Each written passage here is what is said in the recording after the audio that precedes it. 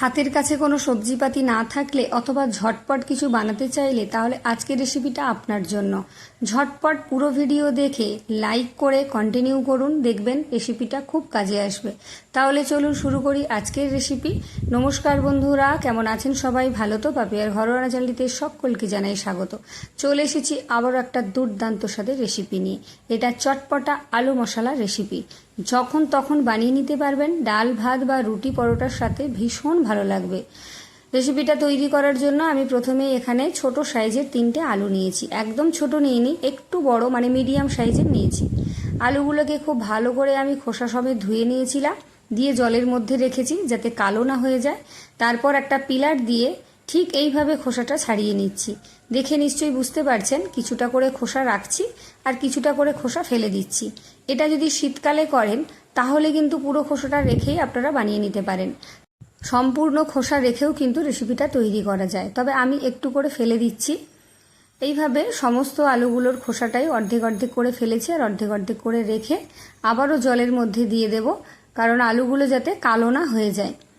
এবার আমি একটা চপিং বোর্ডের মধ্যে নিয়ে নিয়েছি একটা করে আলু। এবার এগুলোকে কেটে নেব। ঠিক এইভাবে লম্বা লম্বা করে কাটবো। দেখুন, ঠিক যেরকম ফ্রেঞ্চ ফ্রাই করার জন্য আমরা আলু কাটি, ঠিক সেই রকমভাবে একটু লম্বা লম্বা করে একটু পাতলা করে কেটে নেব। খুব বেশি পাতলা হবে না, একটু মোটা রেখেই কাটতে হবে, নাহলে কিন্তু একদম গলে যাবে।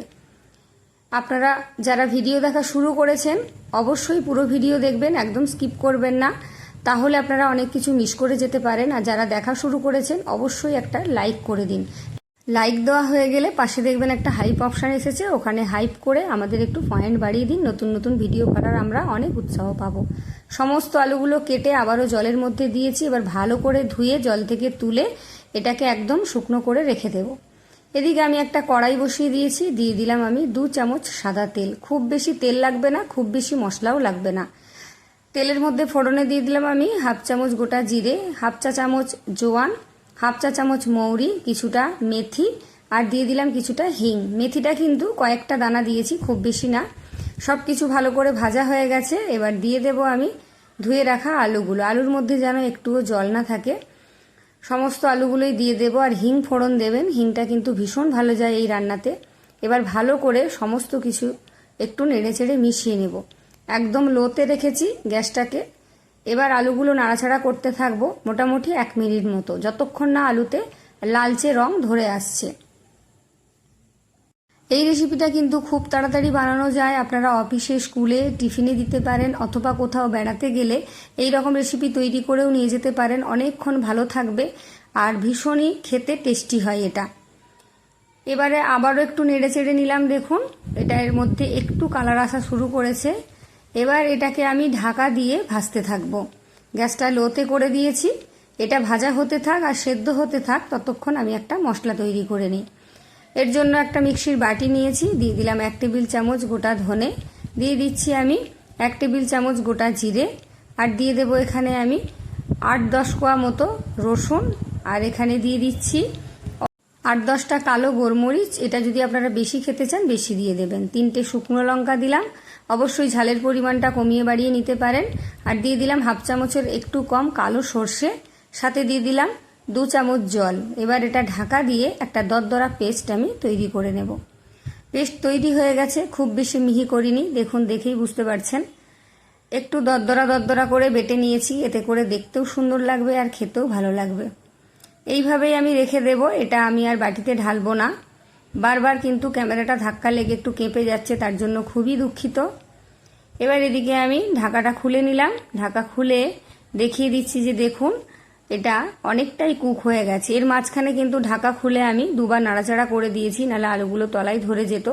গ্যাসটাকে একদম লোতে রেখেই সমস্ত আলুগুলোকে আমি ভেজে নিয়েছি। দেখুন, আলুগুলো লাল লাল করে ভাজা হয়ে গেছে, 80% সেদ্ধও হয়ে গেছে।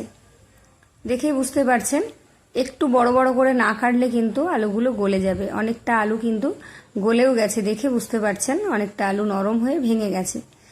আমি কিন্তু এতক্ষণ আলুগুলোর মধ্যে নুন বা হলুদ কিছুই দিইনি। এবার দিয়ে দেব আমি 1 চা চামচ নুন, এটা আন্দাজ করে দেবেন। আর দিয়ে দিচ্ছি 1/2 চা চামচ হলুদের গুঁড়ো, আর দিয়ে দেবো সামান্য কিছুটা চিনি। এটা স্বাদের ব্যালেন্সের জন্য, যদি পছন্দ না করেন তাহলে স্কিপ করতে পারেন, তবে দিলে খেতে ভালো হয়। ভালো করে নাড়াচাড়া করে নুন হলুদটা আমি আলুর সাথে মিশিয়ে নেব, যাতে হলুদের রঙটা আলুর গায়ে খুব ভালো করে কোটিং হয়ে যায়। যারা এতক্ষণ দেখেছেন ভিডিওটা, যদি ভালো লাগে, আমার চ্যানেলে যারা নতুন আছেন তাহলে অবশ্যই চ্যানেলটা সাবস্ক্রাইব করে পাশে থাকা বেল আইকনটি প্রেস করে অল করে রাখুন, আর সবার মধ্যে একটু শেয়ার করে দিন, যাতে তারাও এরকম নিত্য নতুন রেসিপি তৈরি করে খেতে পারে। দেখুন আলুগুলোকে আমি নেড়ে চেড়ে নিয়েছি, গায়ে খুব ভালো করে কোটিং হয়ে গেছে হলুদের।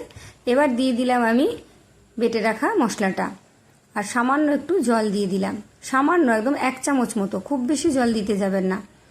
এবার ভালো করে নাড়াচাড়া করে মশলাটাকে কষিয়ে নেব, যাতে রসুনের কাঁচা গন্ধটা চলে যায় আর সমস্ত মশলাটাই ভাজা হয়ে যায় আলুর সাথে সুন্দরভাবে, আর আলুটাও যেটুকু বাকি আছে সেটুকু সেদ্ধ হয়ে যায়। গ্যাসটাকে কিন্তু একেবারে প্রথম থেকে শেষ পর্যন্ত আমি লোতেই রেখেছি, গ্যাস একটুও বাড়াইনি, একটুও কমাইনি। যারা ফেসবুক থেকে দেখছেন, যদি ভিডিও ভালো লাগে তাহলে অবশ্যই পেজটা ফলো দিয়ে রাখুন, লাইক করুন, কমেন্ট করে জানান কে কোথা থেকে দেখছেন, রেসিপি কেমন লাগলো, আর সবার মধ্যে একটু শেয়ার করে দিন। আর বেশি ভালো লাগলে ফেসবুক থেকে যারা দেখছেন রেসিপিটা সেভ করে রাখুন, পরে দেখে বানিয়ে নিতে পারবেন। ভালো করে নাড়াচাড়া করে একটু ভাজা ভাজা করে নিয়েছি, রসুনের কাঁচা গন্ধটা চলে গেছে আর মশলাগুলো বেশ সুন্দর করে কিন্তু ভাজা ভাজা হয়ে গেছে। এবার এটাকে আরও একটু চটপটা আর মুখরোচক করার জন্য দিয়ে দিচ্ছি অল্প কিছুটা লেবুর রস। এটা চটপটা মুখরোচক মশলা আলু রেসিপি, খেতে ভীষণ সুন্দর লাগে। দিয়ে দিলাম সামান্য একটু এভারেস্টের চিকেন মশলা, আর দিয়ে দিলাম কিছুটা ধনেপাতা কুচি। এখানে আর গরম মশলা দেওয়ার কোনো প্রয়োজন নেই। ভালো করে নেড়েচেড়ে একটু মিশিয়ে নেব, যাতে লেবুর রসটা সমস্ত আলুর মধ্যেই চলে যায়, ভালোভাবে মিশে যায়। খেতে ভীষণ টেস্টি হয় আর সুন্দর একটা গন্ধও বেরিয়েছে। এটাকে একটু সময় ধরে নাড়াচাড়া করে তারপর এটাকে আমি নামিয়ে নেব। রান্নাটা কিন্তু প্রায় আমার রেডি হয়ে এসেছে। দেখুন 5 মিনিটের মধ্যেই কিন্তু রান্নাটা হয়ে যায়। আলু সেদ্ধ করতে হবে না, আলু ভাপিয়ে নিতে হবে না, খুব তাড়াতাড়ি কিন্তু খুব কম তেলে হয়ে যায়। এবার এটাকে আমি নামিয়ে নিচ্ছি। চলুন, এতক্ষণ যারা পুরো ভিডিও দেখলেন তারা অবশ্যই বুঝে গেছেন যে কতটা কম তেলে আর কতটা কম মশলায় পুরো রেসিপিটা তৈরি হয়েছে, অথচ চটপটা মুখরোচক তৈরি হয়েছে। এটা ভাতের সাথে, রুটির সাথে, পরোটার সাথে, সব কিছুর সাথে কিন্তু ভীষণ ভালো লাগবে। আপনারা স্কুল অফিসে টিফিনে দিতে পারেন, যারা বেড়াতে যান তারাও সঙ্গে বানিয়ে নিয়ে যেতে পারেন, অথবা বানিয়ে 2-3 দিন এটা রেখেও আপনারা খেতে পারবেন। দেখুন এটা রুটির সাথে ভীষণ ভালো লাগবে। আলুটা দেখুন কতটা সফট হয়েছে। আলু কিন্তু আমি সেদ্ধ করে রান্না করিনি, আপনারা দেখেই বুঝতে পেরেছেন। তাহলে আমার রেসিপি কেমন লাগলো আর কে কোথা থেকে দেখছেন অবশ্যই কমেন্ট করে জানিয়ে যাবেন। ভালো লাগলে সাবস্ক্রাইব করবেন, লাইক করবেন, কমেন্ট করে যাবেন আর শেয়ার করবেন। আজকের মতো টাটা, সবাই ভালো থাকবেন, সুস্থ থাকবেন। যারা এতক্ষণ ভিডিওটা দেখলেন তাদেরকে অসংখ্য ধন্যবাদ জানিয়ে আজকের মতো বিদায় নিচ্ছি। আবার দেখা হবে অন্য কোনো দিন অন্য কোনো রেসিপি নিয়ে। টাটা।